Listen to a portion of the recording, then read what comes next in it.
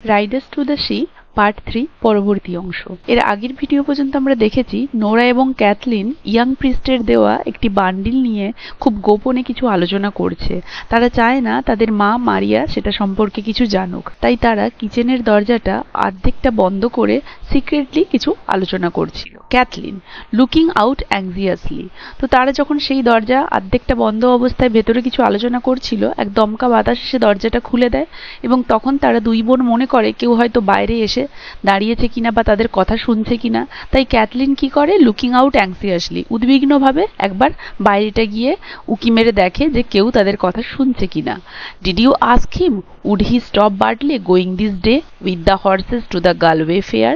এখানে did you ask him মানে Cathleen নোরাকে জিজ্ঞেস করছে, হিম বলতে এখানে ইয়াং প্রিস্টের কথা বলা হয়েছে। ক্যাথলিন নোরাকে বলছে, তুমি কি তাকে বলেছো would he stop Bartley going this day, তিনি কি বার্টলেকে বারণ করবেন গোয়িং দিস ডে আজকে যাওয়ার জন্যে উইথ দ্য হর্সেস ওই ঘোড়াগুলোর সাথে টু দ্য গালওয়ে ফেয়ার ওই গালওয়ের মেলাতে।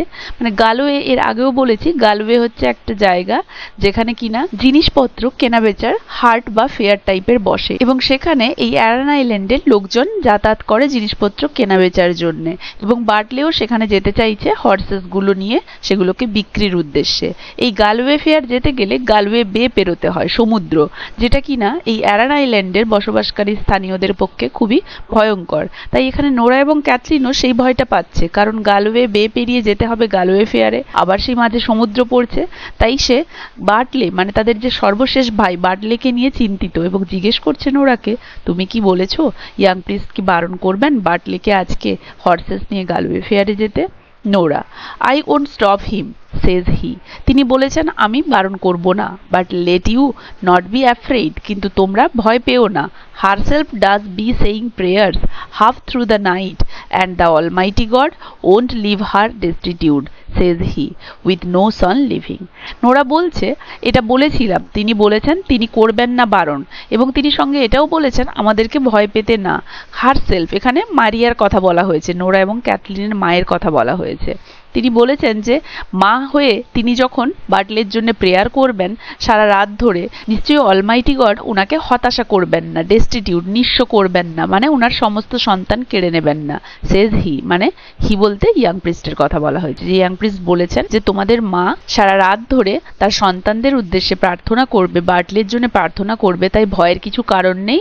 আমার মনে হয় অলমাইটি গড এতটা নিষ্ঠুর হবেন না যে ওনাকে নিঃস্ব করে দেবেন সমস্ত সন্তান কেড়ে নিয়ে, উইথ নো সন লিভিং, যে এমনটা হবে না যে উনার কোনো সন্তানই আর বেঁচে থাকবে না, তাই তোমরা ভয় পেও না।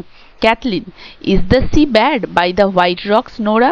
ক্যাথলিন নোরাকে বলছে, আচ্ছা নোরা ওই হোয়াইট রক বলতে এখানে একটা ল্যান্ডমার্কের কথা বলা হয়েছে, লাইমস্টোন বা চুনাপাথরের তৈরি একটা রকের কথা বলা হয়েছে। এখানে সাধারণত ল্যান্ডমার্ক হিসেবে এটা ইউজ করা হয়েছে, আমরা বলে থাকি না ওই ল্যাম্পপোস্টের কাছে ওই বাড়িটার কাছে, তো হোয়াইট রকও সেরকম এখানে একটা ল্যান্ডমার্ক হিসেবে কাজ করেছে। ক্যাথলিন জিজ্ঞেস করছে যে ওই হোয়াইট রকের কাছে কি সমুদ্রটা খুবই উত্তাল Nora? Nora meddling bad god helps us. হ্যাঁ ওখানে তো একটু সমুদ্র উত্তাল এবং ওখানকার আবহাওয়া মানে ওখানে তো খুব ঝড় উঠেছে, ওখানের পরিস্থিতি তো একটু খারাপ, ভগবানই মঙ্গল করুক বা সাহায্য করুক আমাদেরকে। There's a great roaring in the ওয়েস্টে পশ্চিম দিকে একটা খুব বড় ঝড় উঠেছে। রোয়ারিং বলতে এখানে ঝড়ের কথা বলা হয়েছে। And it's worse it will be getting when the tide turn to the wind, এবং এটা আরও খারাপ অবস্থায় পরিণত হবে যখন সমুদ্রের টাইড মানে ঢেউগুলোর জলটা বা জলোচ্ছ্বাসটা এই বাতাসের সাথে মিলিত হবে, তখন এটা আরও ভয়ঙ্কর রূপ নেবে।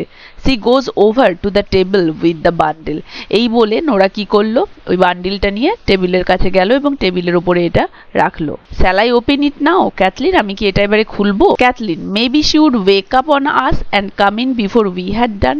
ক্যাথলিন তখন নোরাকে বারণ করছে, না এটা খোলো না, কারণ এটা খুলতে যাওয়ার আগেই হয়তো সি বলতে এখানে মারিয়ার কথা বলা হয়েছে, তাদের মায়ের কথা বলা হয়েছে। তাহলে ক্যাথলিন বলছে মা হয়তো জেগে যাবে এবং আমরা এই সমস্ত কিছু মানে এটা খুলে দেখার অনুসন্ধান স্ক্রুটিনি করার আগেই যে এটা মাইকেলের কিনা এইসব করার আগেই সে হয়তো উঠে যাবে এবং চলে আসবে। Coming to the table, Kathleen তাহলে টেবিলের কাছে এসে নোরাকে এটা বলল। It's a long time we will be and the two of us crying, এবং এটা অনেকটা সময় নেবে নেবে আমাদের জন্যে, কারণ আমরা এটা খুলবো, স্ক্রুটিনি করব মাইকেলের কিনা, তারপরে যদি এটা মাইকেলের হয় তাহলে এটা আমাদের পক্ষে খুব বেদনাদায়ক হবে, আমরা হয়তো কাঁদতে শুরু করব। তাই এই পুরো ঘটনাটা অনেকটা সময় নেবে, তাই সময় সাপেক্ষ, তাই এটা এখন খোলাটা উচিত হবে না, কারণ সে জেগে যেতে পারে এবং জেগে সে এখানে উঠে আসতে পারে এবং তার কাছে এটা দেখাটা সহ্যের সীমার অতীত হবে, তাই এটা ঠিক হবে না। Nora goes to the inner door and listen. Nora তখন ক্যাথলিনের কথা শুনে ইনার ডোর মানে ভেতরের দরজার কাছে, মানে এখানে তাদের মা মারিয়া যে রুমে শুয়ে রয়েছে সেই রুমের দরজার কাছে গিয়ে নোরা ভালো করে চুপিসারে শুনলো যে তাদের মা এখনো ঘুমিয়েছে কিনা। মানে এখানে তারা বুঝতে চাইছে মা কি সত্যি সত্যি এখনো ঘুমিয়ে আছে না জেগে রয়েছে। যদি ঘুমিয়ে রয়েছে তাহলে তারা এসে বান্ডিলটা খুলবে, একটু টাইম পাবে, আর যদি তা না হয় ক্যাথলিনের কথা মতো তার মা যদি না ঘুমিয়ে থাকে তাহলে ও উঠে চলে আসবে, তাহলে তাদের কাছে বেশি টাইম নেই ওই বান্ডিল খুলে এখন সেই সম্পর্কে অনুসন্ধান চালানোর মতো। তাই নোরা ভেতরের দরজার কাছে গেল এবং শুনলো তাদের মা ঘুমিয়েছে কিনা। She is moving about on the bed, she will be coming in a minute. না, সে ঘুমোয়নি, সে বিছানার ওপরে মুভ মানে এপাশ ওপাশ করছে বিছানার ওপরে এবং কিছুক্ষণের মধ্যেই সে এখানে চলে আসবে। Kathleen, give me the ladder and I will put them up in the turf loft, the way she won't know of them at all. Kathleen এখানে তার বোনকে ল্যাডার বা সিঁড়িটা চাইছে, and I will put them up, আমি এগুলোকে দাও আমাকে সিঁড়িটা, আমি এগুলোকে ওপরে রেখে দেই সেই টার্ফ লট। টার্ফ লট বলতে কিছু কিছু বাড়িতে কিচেনের ওপর দিকে একটা ফাঁকা জায়গা থাকে, সেই জায়গাতে কিচেনে যে সমস্ত জ্বালানি ব্যবহার করা হয় সেই ফুয়েলগুলো রাখা হয়, তো সেই জায়গাটার কথা বলা হয়েছে টার্ফ লট। তো সেখানে ক্যাথলিন সেই বান্ডিলটা সেই টার্ফ লটে রেখে দেওয়ার কথা বলছে, তাই ল্যাডার চাইছে ওপর দিকে উঠ, the way she won't know of them at all. এবং এরকম করলে যে ওপর দিকে সিঁড়ি বেয়ে গিয়ে ওই টার্ফ লটে যদি বান্ডিলটা রেখে দেই, এভাবে করলে মা এটাকে আর কখনোই দেখতে পাবে না। And maybe when the tide turns she will be going down, and maybe when the tide turns মানে যখন জোয়ার আসবে, she will be going down সে হয়তো আবার নিচে ওই সমুদ্রের দিকে যাবে, টু সি দেখতে, would he be floating from the east, সে কি ইস্ট থেকে ভেসে আসছে কিনা। হি বলতে এখানে মাইকেলের কথা বলা হয়েছে। ক্যাথলিন বলছে যে আবার যখন জোয়ার আসবে